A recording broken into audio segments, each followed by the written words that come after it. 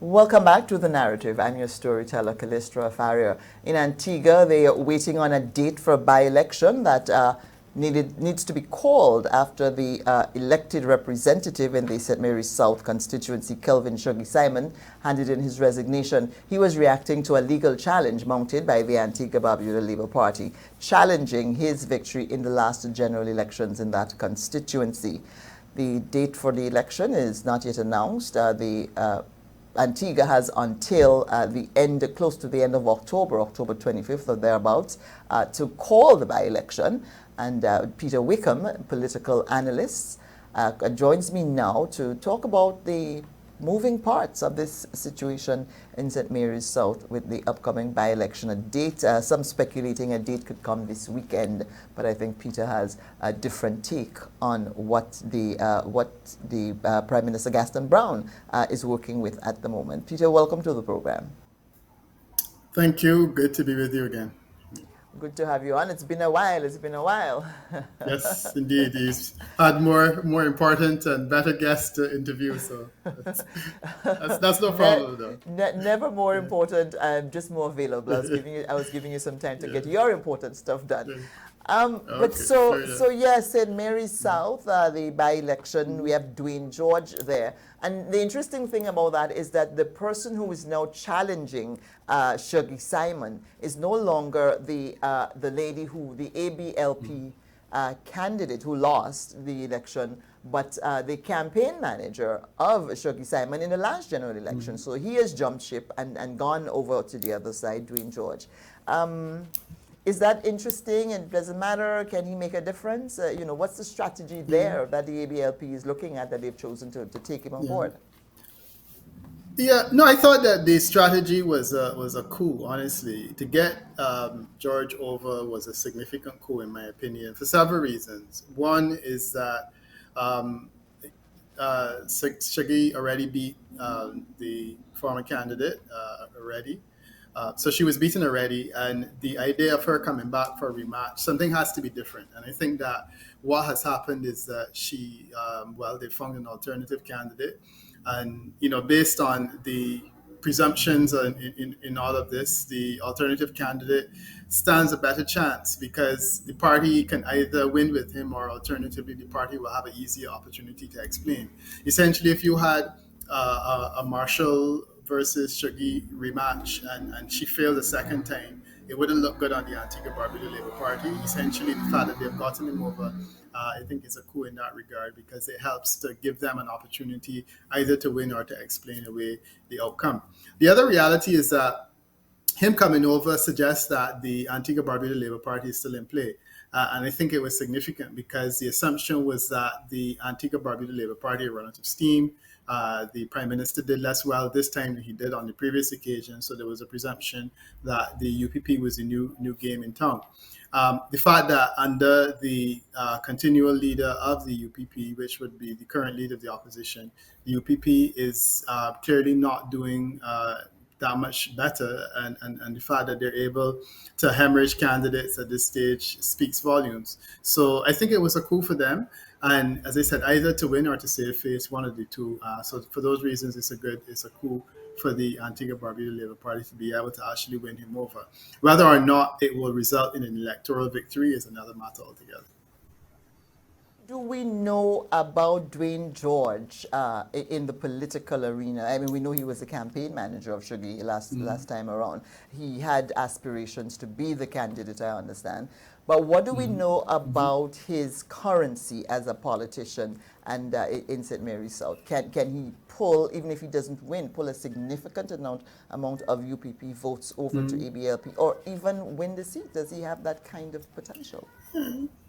Like he's a risky proposition. I mean, he doesn't have a political background. I mean, the fact that he's a well-known bodybuilder, certainly it takes a lot of bravery to stand half naked on a stage in front of the whole country. So the presumption is that if he's willing to do that, then maybe he has the intestinal fortitude to actually represent the constituency with his clothes on. So I don't know whether that is a qualifying factor, but beyond that, there's no political currency with Dwayne George. He has no association with politics at the national level or at the constituency level, other than the fact that he wanted to be the candidate in the UPP. He failed to do so, and then he engaged in terms of the constituency. But the significant reality is that Shaggy doesn't have a history either. You know, he ran and won the last election, but before that, he had no political history. The other is that Shaggy, if you listen to him, you know, he comes across as a really nice person and, you know, someone who's very keen and interested to help. But he doesn't really have national stature. And I think that the presumption is that they can't do much worse, quite frankly. And I don't think that either of the two of them are seen as being political heavyweights. And in that environment, they decided that they take a chance on him. And I think that that's a reasonable chance. Yet he was able to beat Samantha Marshall by 199 votes, almost 200 vote lead in the last elections. And she was the incumbent. Without any major track record, he was able to do that. Of course, the vote count, it's in question. I mean, it's been brought to court, so there's that issue as well. But 200 votes it's not a lot, but it's not a little either. Yeah. I mean, one could argue that it's a significant hill to climb. I think the other thing that I'm concerned about is the fact that it has historically been a UPP constituency. I mean, it is not exactly ABLP territory.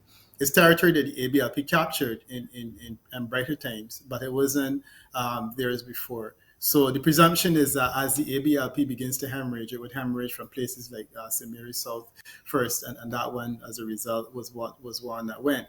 The hill of 199 votes, 200 odd votes, is significant in the scheme of the numbers that we're talking about in Antigua. I guess the presumption here is that if he can bring a few votes over from the UPP and he could hold a few votes in relation to hold the support of the ABLP, then he'd be in a better position. I think the other critical thing, though, and let me just say that it was to Shaggy Simon's credit that he was able to beat Samantha Marshall. He was a political outsider. He came into the race fairly late, and then he was able to dethrone a minister. And beating a minister of that stature in the constituency is a significant achievement. So one could argue that he's done well to be able to achieve that. Having said all of that, no, though, you know, people were voting in the last election for what many people in that constituency believe would have been a UPP government. The fact that that is not going to happen now, the fact that Lovell, who was leading the party, is no longer leading the party, there's no new leader. The fact that the person who is leading the party is not seen as the next prime minister. Certainly, this constituency election will not result in a change in leadership. So essentially, what they're saying is that the person who is voting now is kind of different to the situation before, where they were voting for Shaggy Simon as the potential minister in the next government if Lovell was successful.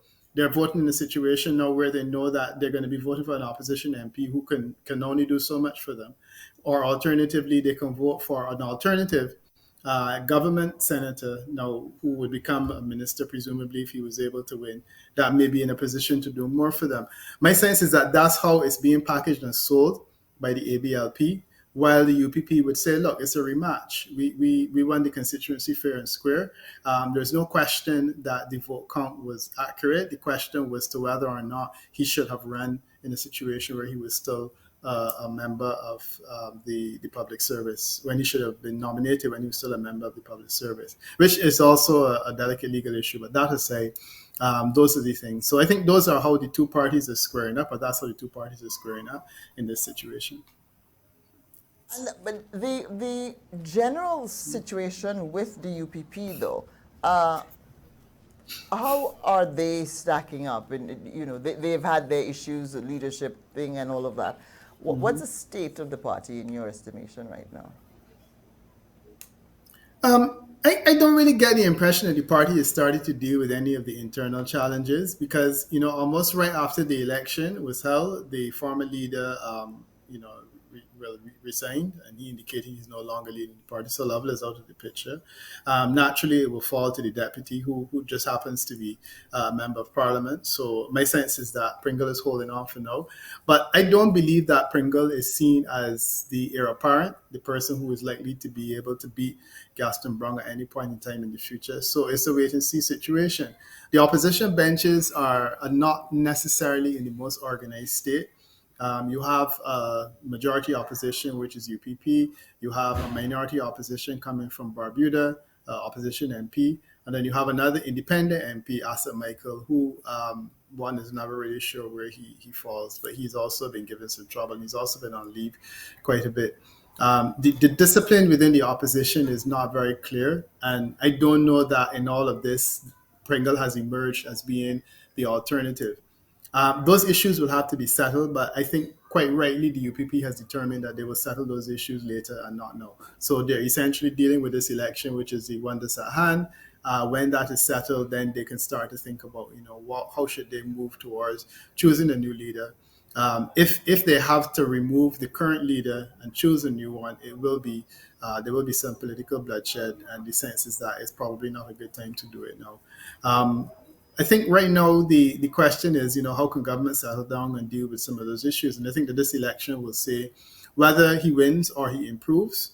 It will say whether or not the people are, willing to look again at the Gaston Brong administration. Because I do feel that the interpretation of the last election was that a lot of people said, look, we have some concerns, and we're giving you an opportunity to address those. And whether or not they have been governing for some time in this new term. So whatever happens in St. Mary's South can say whether or not the people are satisfied or comfortable with giving them another chance. I think so. Yes, definitely. My reading of the issues in St. Mary's South were, water, infrastructure, which are essentially is a national scenario. So let's see how people respond to this election. If the voter turnout is consistent with on the previous occasion, one of the things that we discovered is that, and I say we corporate cadres, would have discovered in terms of its research, that there were a number of people living in the constituency who were not registered for whatever reason. Sometimes not registering is an indication of disinterest. So let's see whether these people will register. If the voter roll grows from the last election, there are more people available now to vote. And then secondly, if there is a swing in one way or the other, we'll be able to learn a lot from that.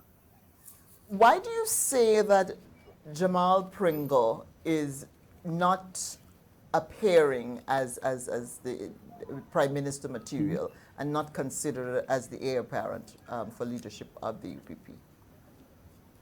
Yeah, I mean, it happens sometimes in the Caribbean that you have a person who is the only or the most senior person in Parliament, but yet still does not lead the party. And it happened in the last occasion when the party was led by Lovell, who did not have a seat. Jamal Pringle had a seat and was effectively leader of the opposition, but he was not leader of the party.